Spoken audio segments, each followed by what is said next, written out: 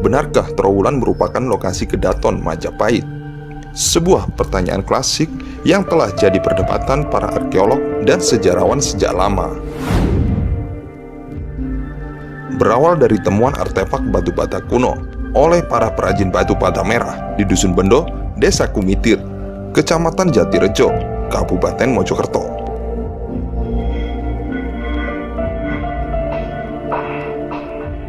Temuan awal berupa struktur bata kuno yang memiliki panjang 21 meter dengan arah orientasi utara sampai selatan, dengan ketinggian 70 cm yang tersusun dari 14 lapis bata. Menindaklanjuti temuan ini, pemerintah dalam hal ini adalah Kementerian Pendidikan dan Kebudayaan bekerja sama dengan Pemda Jawa Timur segera melaksanakan proses ekskavasi penyelamatan.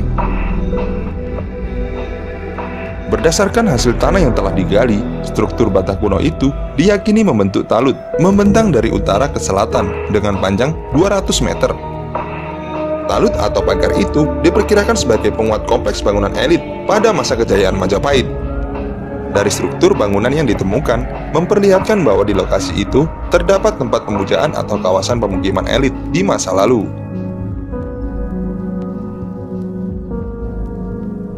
Kami perkirakan bahwa struktur bata ini merupakan sisi timur dari kota Majapahit. Disebutkan dalam negara Kertagama, Kedaton atau Keraton Majapahit dikelilingi tembok-tembok, ujar Wicaksono Dwi Nugroho, arkeolog dari Balai Pelestarian Cagar Budaya atau BPPD Jawa Timur, sekaligus ketua tim ekskavasi situs Kumitir. Wicaksono menjelaskan, tembok kuno ini jelas dibangun di era Majapahit. Jenis bata merah yang digunakan sama dengan bata merah situs-situs peninggalan Majapahit di situs Trowulan. Batu bata gosok, batu bata yang direkatkan satu sama lain dengan cara digosokkan tanpa menggunakan perekat.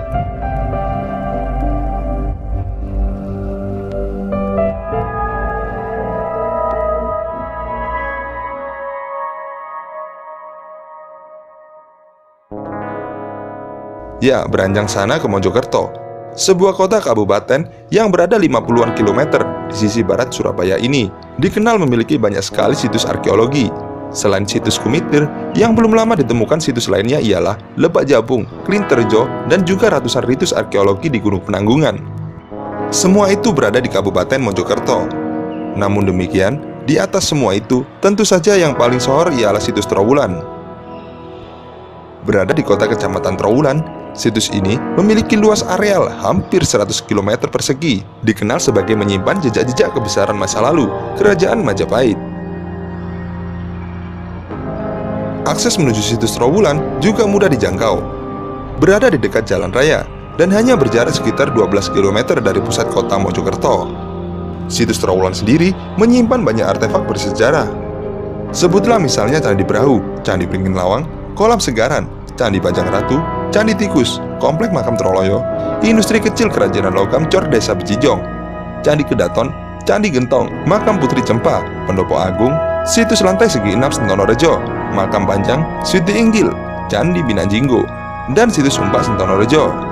Tak hanya itu, di sana juga dibangun Pusat Informasi Majapahit atau Museum Trowulan.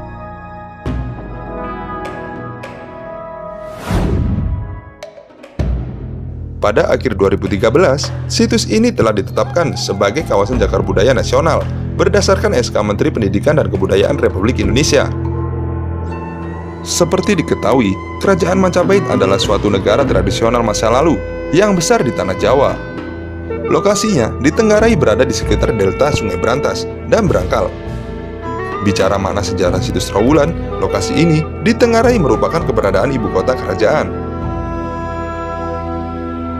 Saking banyaknya bangunan kuno, berjalan-jalan di kawasan situs Trowulan memang sanggup memantik daya imajinasi pengunjungnya bahwa kita telah menampak-tilasi sebuah kota besar di masa lalu.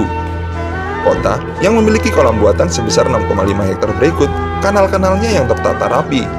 Kanal-kanal ini yang saling memotong dan melintang dengan pola tertentu ini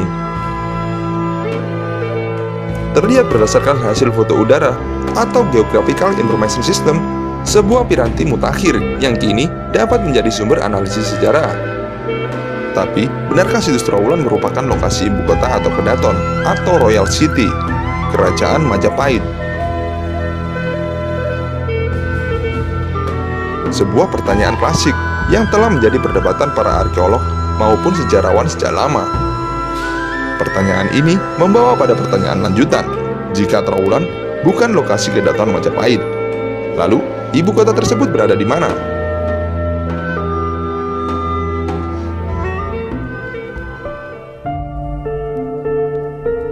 Adakah situs luas lainnya di Jawa Timur yang dapat dipandang sebagai situs perkotaan dari masa Majapahit? Ya, di mana lokasi ibu kota Majapahit sejauh ini memang masih bisa diperdebatkan atau debatable. Tulisan sebelumnya, teka-teki Keraton Majapahit, telah memberi sinyalemen itu. Artikel itu juga telah mengulas perkembangan termutakhir penelitian terkait luas areal Keraton Majapahit. Merujuk penelitian independen studi Jawa kuno dan Sanskerta asal Belanda, Amrit Comperts, melalui Geographical Information System. Sebagai alat bantu mutakhir, dia tiba pada kesimpulan menarik. Menurutnya, sejak 1916, situs Trowulan telah kehilangan lebih dari 5 juta meter kubik tanah beserta segala isinya.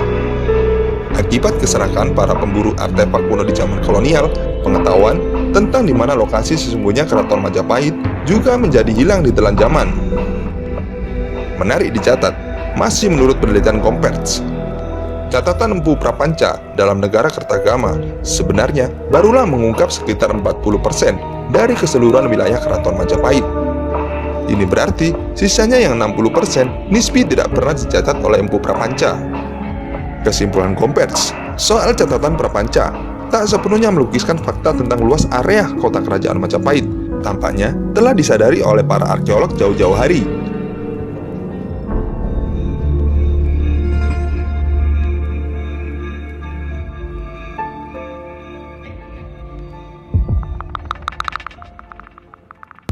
Merujuk tulisan A.S. Wibowo, untuk membayangkan bagaimana rupa kota tua di era Majapahit, terdapat dua sumber utama.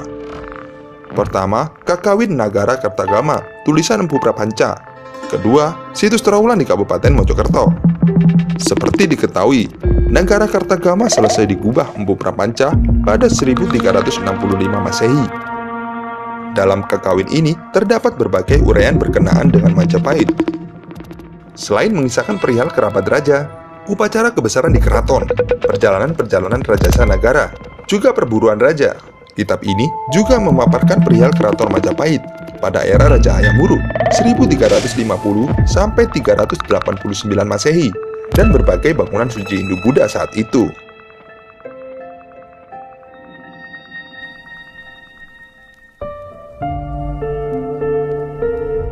Negara Kertagama khususnya Puput 812 merupakan sumber tertulis yang penting untuk mengetahui gambaran kota Majapahit sekitar tahun 1350-an.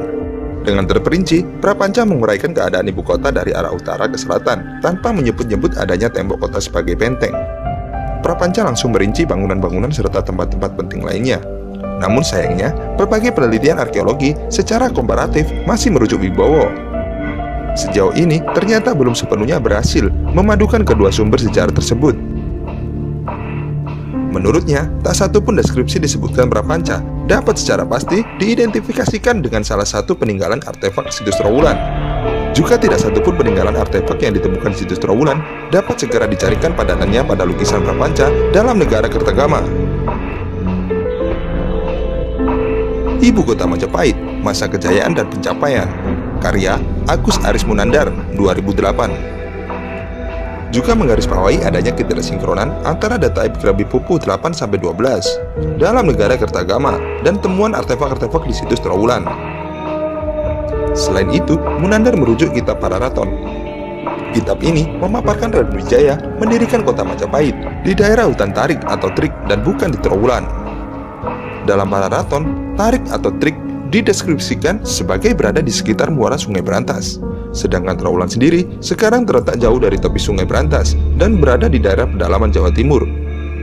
Ada pertanyaan menarik dikemukakan Munandar, yaitu mengapa Empu Prapanca tidak menyebutkan eksistensi kolam segaran ini? Apakah ia luput atau memejamkan mata sehingga tidak melihat danau segaran yang cukup luas dan impresif tersebut sampai tidak mencantumkan dalam negara Kertagama? Tanya Munandar. Secara toponimi juga muncul skeptisme. Cukup aneh, Trowulan yang diperkirakan adalah bekas ibu kota Majapahit sama sekali tidak memakai nama Mojopahit ataupun nama dengan unsur kata Mojo. Dari 16 desa dan 4 buah duku yang termasuk wilayah kecamatan Trowulan, tidak satu pun memakai nama dengan unsur kata Mojo. Namun, justru di luar Trowulan, setidaknya ditemui sejumlah nama tempat yang memakai unsur kata Mojo. Sebutlah seperti Mojo Agung, Mojo Warno, Mojo Legi, Mojo Dhuwur, dan Mojo Wangi. Bagaimana asal muasal, sejak kapan dan oleh siapa pertama kali sehingga situs Trowulan diidentifikasikan dengan Kedaton Majapahit? Namun diduga kuat, sejarah identifikasi situs Trowulan dengan Kedaton Kerajaan Majapahit berawal dari penelitian Kapten Johannes William Bartholomeus Bardenar pada tahun 1785 sampai 1869 atas perintah Raffles pada tahun 1781 sampai 1826. Pada 1815, Bardenar mengamati tinggalan arkeologi di daerah Mojokerto. Penelitian Bardenar menghasilkan peta, beberapa gambar, dan legenda peta yang berisi deskripsi bangunan-bangunan di Trowulan, serta menyerahkan hasil penelitian tersebut kepada Raffles.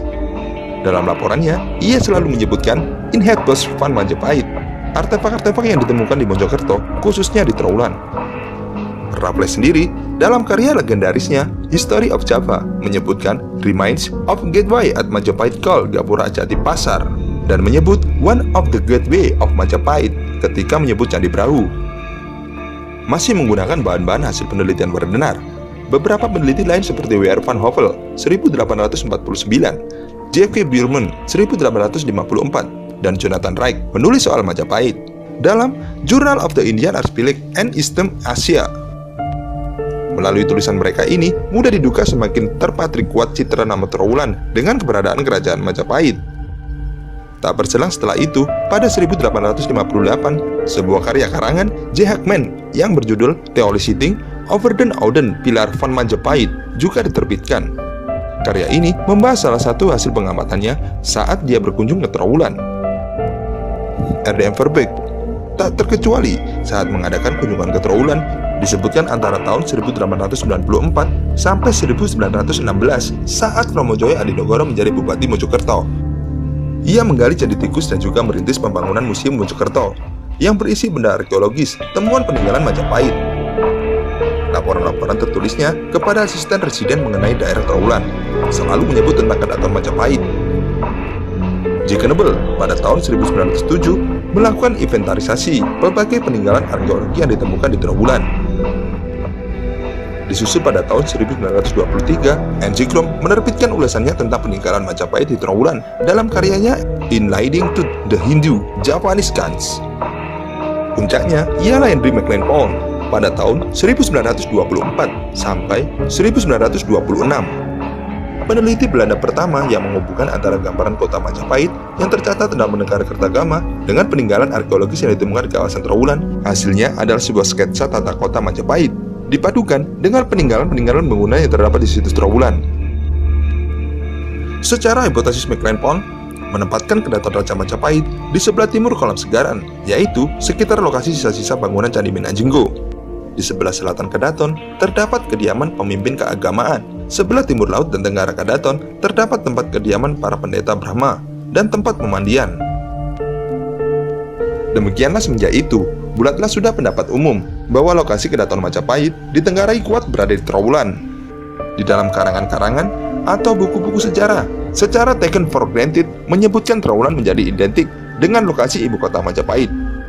Sekalipun di sisi lain, sebenarnya hingga sekarang, hipotesis McLean Pond tentang tata kota Majapahit masih menjadi perdebatan para arkeolog maupun sejarawan.